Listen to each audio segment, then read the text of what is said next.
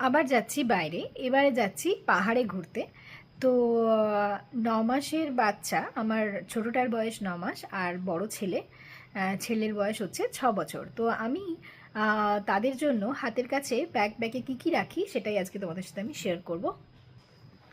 দেখো, এই যে ব্যাগটা দেখছো, এর মধ্যেই আমি দুজনেরই জিনিস নিই।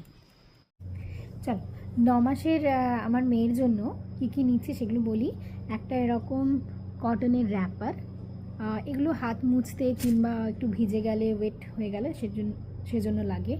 এখানে হচ্ছে একটা খুব পাতলা একটা গরম জামার মতো একটা জামা, তার সাথে রয়েছে একটা এমনি নর্মাল এরকম ট্রাউজার টাইপের প্যান্ট।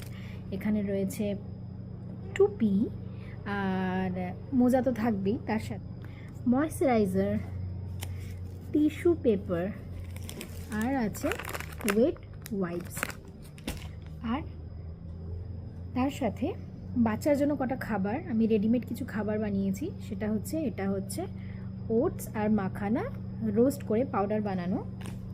সেকেন্ড হচ্ছে এখানে চাল, সমস্ত ডাল আমি ভালো করে ধুয়ে শুকিয়ে রোস্ট করে এটা আমি পাউডার বানিয়ে নিয়েছি। এটা ওখানে ইনস্ট্যান্ট ফুড রেডিমেড, আমি যেহেতু ইলেকট্রিক কেটল সঙ্গে মানে একটা রাইস কুকার টাইপের সঙ্গে নিই বাচ্চার খাবারের জন্য, তাই ওখানে ওটা রেডিমেডভাবে একটু খিচুড়ি টাইপের বানালেই বাচ্চা খেতে পারবে। ছেলের জন্য যে জিনিসগুলো, আমার ছেলের বয়স 6 বছর, তাহলে ওর জন্য হচ্ছে টুপি, সক্স, একটা সোয়েটার, একটা শার্ট, আর সঙ্গে যা যা থাকে একটা ছাতা, আর কিছু স্ন্যাক্স, যেমন হচ্ছে ছেলের জন্য কিছু স্ন্যাক্স, যেমন হচ্ছে এখানে মাখানা মিক্স, তারপর এখানে বানানা চিপস, আর কি এগুলো ছোটো ছোটো কয়েকটা স্ন্যাক্স যেগুলো রাস্তায় লাগবে সেগুলো।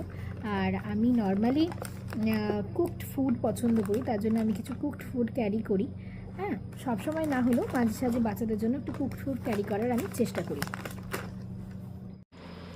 দেখো, আমি যা যা বললাম সেগুলো কিন্তু সবই এর মধ্যে আমি ভরে ফেলেছি।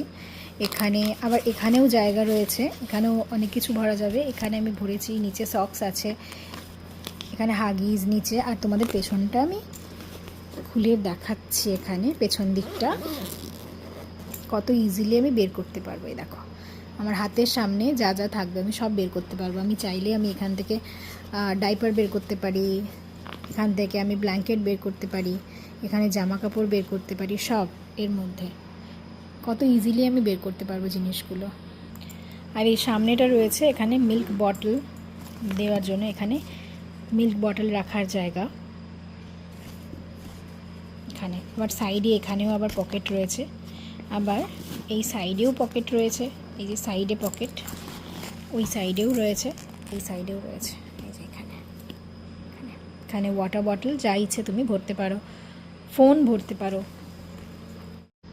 ইভেন এখনও এত জিনিস ভরার পরেও দুটো বাচ্চার জিনিস ভরেছি, তাও আমার এতটা জায়গা এখনও খালি, এতটা। এখনও আমি চাইলে ওর মধ্যে স্ন্যাক্স, ওদের খাবার সব কিছুই ভরে নিতে পারি এর মধ্যে।